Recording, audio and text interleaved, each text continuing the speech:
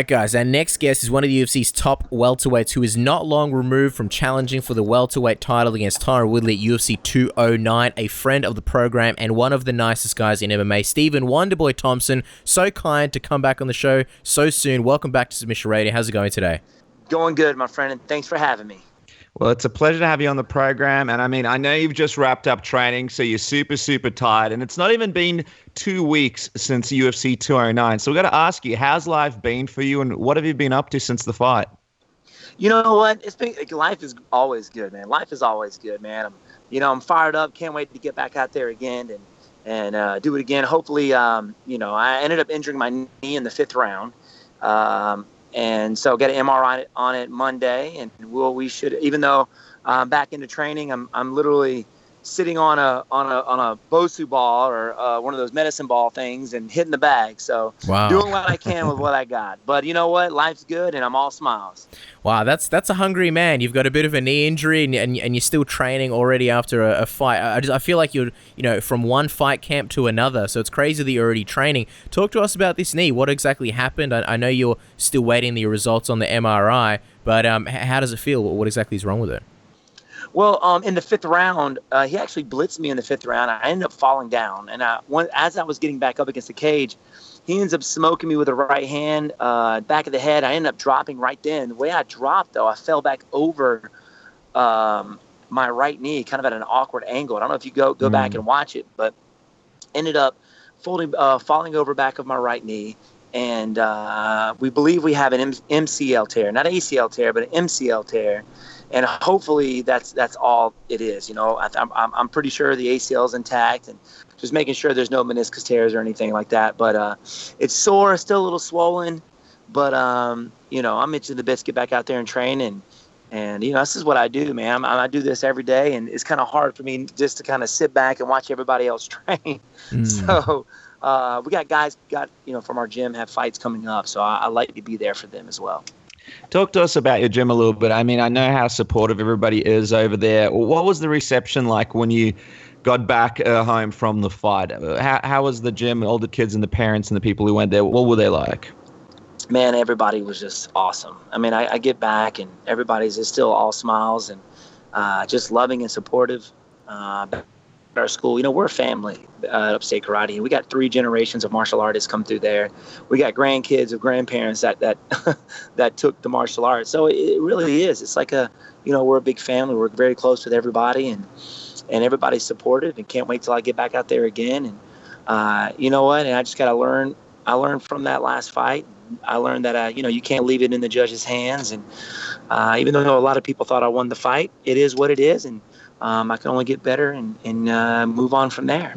Yeah, I'm wondering, how often do you think about the fight, Stephen? It's still pretty fresh, and I'm wondering how you've been dealing with the loss, because from the way you sound now, you actually sound really, really positive. Yeah, I mean, that's how it's always been in our gym, and the people that I keep around me are very positive people, and we always look at the good things in life, and you sit there and fixate on the negative thoughts, you're going to be miserable. So even though I felt that I did enough to win the fight and it didn't happen, you can't go back and change it. You can only get better from there. And if you stay in that, if you stay, disappointed in yourself or keep beating yourself up about it, to me it doesn't fire me up. This learning experience and this last fight, I learned a lot from it. But you can only move on from there. And you gotta pick yourself back up and get back into training. So I don't like to fixate on the negative things and what I could have done or should have done. Of course, that could be a first round knockout or a 5-5 round war. There's always something that I think I could have done better. And there's a lot that I thought I could have done better and should have done during that last fight, but it didn't happen. So all I can do now is go back and train as hard as I can. So that way, when I step out there the next time, I'm not leaving it up to the judge's hands, and I'm not thinking afterwards, I should have done this, I should have done that, I mean, have you had a chance to watch the fight since it's happened? And if so, how soon after the fight did you watch it again? As soon as the fight was over, they had, clips and bits and pieces of it up on social media. So I immediately went back to my phone and went back and watched it. As soon as we landed back home on Monday. It was actually fairly late Sunday night. It was like 2 a.m. Monday morning. But we went to my parents' house and my coaches. We watched it, man. We went back and watched it, and we felt that we had it, but I guess we didn't have it in the judge's hand. Well, in the judge's eyes, and man, I don't know. I felt great. I think going out there, I had my right side forward. I had thrown Tyron off just a little bit because the fight before that, the first fight, I had kept my left side forward the whole time. So he just kept backing up and backing up and backing up. And I was, trying to throw feints out there to get him to come in, to get him to overcommit and me counter off of him. And it was just very difficult to get him to do that. So, but you know what, it is what it is. And hopefully we'll do it again another day. Mm-hmm. I wanted to ask you, Stephen, obviously the fight was a really close fight up until that 5th round where he had that success and was able to drop you. I'm just curious, when you rewatched the fight, were you able to identify sort of what changed in that moment, and why do you think he was able to connect with that big right, and even though he wasn't able to earlier in that fight? Well, I think he just kind of caught me off guard. I didn't expect him to blitz. And I think I was kicking. I was getting him to throw a kick. And as I lifted my leg up, I think that's when he blitzed, and he just kind of as I was getting back up is when he hit me, and I ended up falling over my knee. That's what dropped me in the 5th round. Kind of made me see stars, and it was a punch to the back of the noggin that did it. But that was the punch that actually hurt. When he blitzed me, I just kind of fell, and as soon as I popped back up, that's when I got hit. And I think it was because he caught me in the middle of throwing a kick, so I was off balance. Mm-hmm. I mean, obviously the fight decision was debated amongst fans and critics, but a great deal of people had it scored for you, including Dana White, who said it publicly that he felt you won the fight. Does a part of you feel like you should be wearing the belt right now? There's always, I still get that feeling. I dream about that belt, man, and I'm not going to, I know I can be welterweight champion, and I'm going to get out there and beat whoever I need to beat to get back up to that spot where I can fight for that title again. But yeah, man, I thought I had it, but like I said, when you're fighting, you can't leave it up to the judges, and I did, and that was on me. Yeah, I mean, it was an interesting situation. Have you spoken to Dana at all since the fight? Has he said anything to you? Have you had a chance to speak with him? Right after the fight, I looked at the doctor, had him check out my knee. I caught Dana in the hallway, and he was like, "Hey, man, I thought you had it. I gave you 3 and Tyron 2, but and he reinsured, kind of what I was saying about not leaving it in the judge's hands, but yeah, he thought I had it, and so did a bunch of other people. But hey, man, you got to go out there and leave it all out, and I didn't do that. There was a lot of, but on the flip side of that, I'm facing the welterweight champion and a very strong opponent, just physically strong, and I can kind of hear his coaches, looking to get me up against the cage, looking to get me down. So I didn't want to overcommit on anything.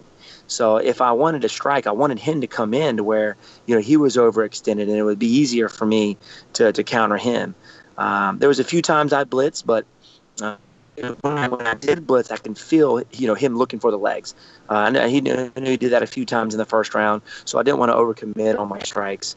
I was kind of waiting on him, and I believe he was waiting on me. But I felt like I had the octagon control, had him backing up pretty much the entire time. And but yeah, I can always go back and work on something. I know, obviously, you're focused on the future and improving. I'm wondering, even though it didn't go your way, given how the first 2 fights played out, do you still feel like you can beat Tyron if the two of you meet in the future? Oh yeah, definitely. I feel I can go out there and I know I can beat him. I mean, just in the last 2 fights, I know if I just put forth a little bit more effort, actually, go out there and just do what I know I can do. Just fight, I know I can beat him. I know I can do it. And the fans do too. And, and I just got to be, of course you're out there being cautious, but sometimes you got to grit your teeth, bite down on that mouthpiece and go. And I didn't do that all this fight. And that's something that I know if I go out there and do that, I'll end up winning. But, the fight happened twice, and I fight whoever I got to fight next, and I get back to that fight again, and we'll do it again. Let's talk about some of that criticism for the fight. I mean, a lot of people didn't really like the fight. I guess a lot of people sort of expected something different. Some fans were a bit critical. Dana was a little bit critical. Does that change anything for you as a fighter, how you approach fights? Or is it a situation where you can't really put yourself at risk all the time, and it just depends on the matchup and what happens on the night? Yeah, I mean, you said it, perfectly. Of course, a lot of these guys they're fans, and they go out there and they want, we go out there to put on a show, and that fight was very hesitant, and a lot of martial artists thought it was a good fight, just kind of a chess match, and just the anticipation of the whole thing, because you didn't know really what was going to happen, who was going to blitz forward, but you got to think out there, for me, I'm facing off a very powerful guy who could drop you, knock you out with one punch. So, you got to be very cautious going out there facing off against somebody like that. And a guy strong enough that he could hold you down an entire round if he wanted to. He's a powerful guy. And so you got to be hesitant out there, and you can't put yourself in those kind of situations. And, taking shots from him is not a good thing, especially in the long run. Even after your career, taking shots from him is not a good thing. So, all that's kind of, going through your head when you're out there. I mean, you mentioned to us last time how he had the strength of a 205-pounder. I'm wondering, you're obviously going to go back to the drawing board and work your way back up the ladder, but do you think it puts you in a little bit of an awkward position where, as long as Tyron is the champion, given the way that, Dana spoke about the fight and the way it was received, they may be a little bit hesitant to give you another title shot and do another rematch? Could possibly. That could possibly be the case, but when I go out there and face his next opponent, whoever my next opponent is, I'm going to finish him. I'm going out there to finish him. And, of course, I've said in the past, you can't go out there looking for it. But you know what? I want to be able to put myself out there to where it's going to happen, So, I just got to be exciting. I know I can go out there, and I know I can defeat the top guys in the division. I just got to go out there and do it to put myself, to prove to the UFC, hey, this guy's an exciting fighter. He puts people away. Let's give him another shot. And how important is it for you to one day get a rematch against Tyron somewhere down the line and sort of avenge that loss? Is it something that will bother you and sort of stay with you if you become champion and finish your career before getting the chance to fight him again? You know what? Yeah, that loss will always be there. Kind of like the same one with Matt Brown. I still think about sometimes fighting Matt Brown again, but I've passed him. I've got bigger and better things I'm looking forward to. And same thing with Tyron. As long as he's got the belt, that's the guy I'm thinking about. That's the guy that I want to step out there and fight because I want that belt. So yeah, man, it doesn't matter who I face off against next. That's the guy that I'm focused on, is getting that belt. There was a lot of words exchanged between you and Tyron. It was a pretty storied rivalry leading up into both fights, and we saw at UFC 205, afterwards you guys, after the press conferences, not that anybody saw, but you guys shook hands, you spoke a couple of words to each other. I'm just wondering if you got the chance to do that after this fight, and if there was any beef squash, or if you had a sort of similar interaction afterwards and got a chance to exchange words. You know what? I really didn't have a chance to see him after the fight. I did see his sister and some of his coaches, and we kind of, shook hands, and it was all good, man. Those guys are they were, saying, hey, man, you'll get your shot. You're a top welterweight. You'll get out there and do it again. We'll fight again. So, didn't have a chance to talk with him though, but he seemed to be, I got a lot of respect. I know he's got more respect for me as well, and especially after the fight. And we just went 10 rounds with each other. So, but you know what? I'm beef with him, man. He's the champion, and but hey, we're gonna do it again. And that's like you said, that's the guy I'm focused on. That's the guy I want to fight. So whoever's next, man, you better watch out. I mean, I know you said that you're waiting to see what happens with your knee. Some fans were a little bit worried about that big shot that you took in the 5th round. How's everything going after that shot? I mean, have you been checked out? Are you clear to fight again? Was there any damage done from that shot? You know what? I don't know. There was no permanent damage or anything. I probably had a little light concussion, but it was fine, man. I slept well that night. The next day, my head was good. The back of my head was a little sore where it made contact. But other than that, man, I was good to go. back into training, not taking any damage. I do want to take some time off from taking shots because, I took some heavy shots the first fight with Tyron, took a big shot next time, but just make sure everything's right and, work on my cardio, work on things I need to work on, but keep it light with the contact just to make sure everything's set. But I'm feeling fine, man. I'm thinking straight. It seems like everything's working right. So, yeah, man, we can't wait to get back out there and do it again. Yeah, I mean, you sound hungry. You're already training. You're obviously waiting on what happens with this MCL or your knee. What do you think the rough timeline is like? In an ideal world, when would you like to get back in there and fight another opponent? I would like to get out there and fight, next month if I could. But, wow.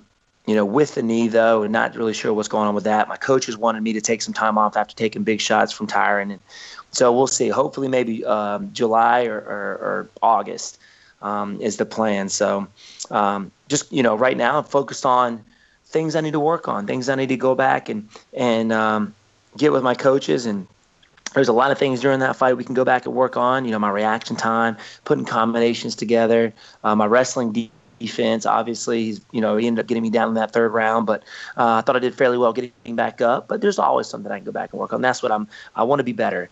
I've been at the top of the game. A lot of guys who make it to where I was and not get that title, they just kind of fall to the wayside, And man, I want to improve. I want to get better every day and go for that title again. That's my goal, and I'm not going to give up on it. Mm-hmm. I mean, looking at what's next for you, there's a few names in the division that kind of stand out. Guys like Robbie Lawler, perhaps, or a fight with Nick Diaz, if that could come together. Is there anyone in the division that you sort of look at as your potential next opponent? Man, those two names would be awesome. I mean, you got Robbie Lawler, you got Carlos Condit, you got the Diaz. Any one of those guys would be awesome, man. So right now, top 5 guys, I'm down. I'm down to go out there and put it all on the line, man. So those are top opponents, and that's why I'm in this sport to fight the best guys in the world. I mean, to go back after my career years down the road, and I'm talking to my grandkids and let them know, I was one of the top athletes, or the welterweight champion is what I want to say, and just let them know, hey, I faced the toughest guys in the world, toughest warriors in the world, and was right there with him, man. And that's why I do it, man. It's awesome just to fight those guys. It's an honor and definitely a privilege to be able to go out there and face off against some of the best fighters, best athletes in the world. Absolutely. And obviously the belt is that end goal for you. That's something that you're looking to go out there and prove that you are the best. That first road to the title shot, it was a pretty long one, longer than maybe some people or even yourself, cared. But obviously you're fighting the top guys, so I guess it's part of your plan. But what do you think your next road to the title is going to be like? Do you think you can get one more win and get another title shot? Do you think it's going to take a couple of wins? Are you at least hoping that it's going to be a lot shorter than your previous road?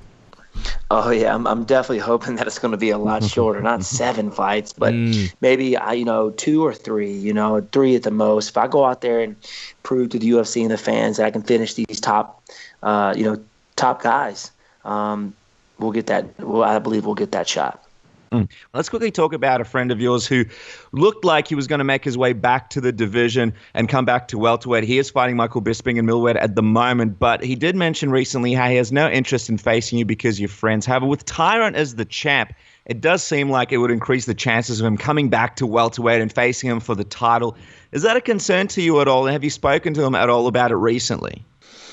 You know what? I haven't talked to him recently, especially after the fight. Before the fight, we talk to each other, and that's just something that we both don't want to do. We've got no interest in facing off against each other, especially a guy who inspired me to switch from kickboxing to mixed martial arts. I mean, he was the guy to do it. But with Tyron winning, he may come back and face off against him, depending on how everything goes with Bisping, and. But still, even though let's say he does get that title, I got a few fights before I fight for that title again. But yeah, man, we both agree that we have no interest in facing off against each other. I'm definitely a support guy for him, and would love to get some training in with him too for his next fights and my fight. So that's the plan. And just on that fight, how do you think it goes down? A lot of people sort of not sure if Bisping could pull it off or if GSP would become the new middleweight champion. Well, I mean, they both have got some things to watch out for. I mean, the only thing that Bisping has on him is, the time he's had off. George has had off. But this guy's a lifelong martial artist. He's always training. Even, after, he retired, he was still training every day with his guys, still sparring, still wrestling, still doing his jiu-jitsu. So that guy's, even though he hasn't been fighting, he's still evolving, still keeping up with times, keeping up with the times and the style. I think Bisping's going to have his hands full, even though I believe he is a bigger guy, but George has definitely got the experience. He knows he fights big guys all the time, and in the gym. So I think Bisping's going to be surprised. It's going to be an interesting fight. But looking at you and your journey, I mean, you've told us in the past how your goal in this sport is to be the best and set an example to your students. Do you feel that in some ways, the way things have played out and the journey that you've taken might end up sort of speaking even louder to your point about being a martial artist and overcoming adversity, in the sense that, even though you didn't win the belt initially, if you do end up holding the title in the future, it may send a stronger message about, never giving up to your students and the people that you want to inspire? Definitely, man. And it's crazy how much positive feedback that I've got from people that I don't even know, has told me, even though we thought you won the fight, you're an inspiration to me. The way you took it, you're a gentleman, and something the sport needs, and things like that. That right there is man, no words can really describe the way I feel. That's the message that ultimately I want to put out there. Is that you could do this sport, you can be the best guys in the division and still be a gentleman as well. And for my students at the school, that's something that I preach about every day, is showing indomitable spirit, showing perseverance. And what better way than right now, after a loss, you get back in the gym, you train hard, and you don't give up on it. I mean, even in the society today, quitting is like the thing. I mean, you get kids out there that start something, next thing you know, it gets a little rough, they start quitting. And when they look back in life, as they get older, they're going to realize, hey, I've never accomplished anything, because, when you quit once, it gets easier. So that's something that I preach to our students all the time, man, is you got a goal, and there's going to be obstacles in your way to prevent you from going to that, getting that goal, and you got to push through it, man. And how much satisfaction you will get once you've accomplished that. And that right there just solidifies everything that I've been talking about. You never give up. Well, as we let you go, Stephen, I mean, everybody's excited to see what's next. We can't wait to see you come back in that octagon and have your next fight. So to all those fans out there, to all those Wonderboy fans out there that are listening to the interview right now, what's your message to them? What would you like to say to them? I just want to tell them that I will be back. I will be a better fighter, and I will not disappoint. I will get that title. And I just appreciate everything all their support and everything that they, supporting me and all the love that they show me, man. And I'm going to give that back through putting on awesome performance out there in the octagon. Well, there you go, guys. Follow him on Twitter and Instagram at Wonderboy MMA. A lot of good things coming. And Stephen, we enjoyed your first road to the title. We enjoyed the last two title fights. And even though you didn't get it in the last one, we will definitely enjoy seeing you work your way back up the ladder and no doubt working your way up to another title shot. So thank you so much for your time. We appreciate it as always. And we can't wait to see what's next for you. Thanks, guys. Y'all, definitely a pleasure. And you guys have a good one.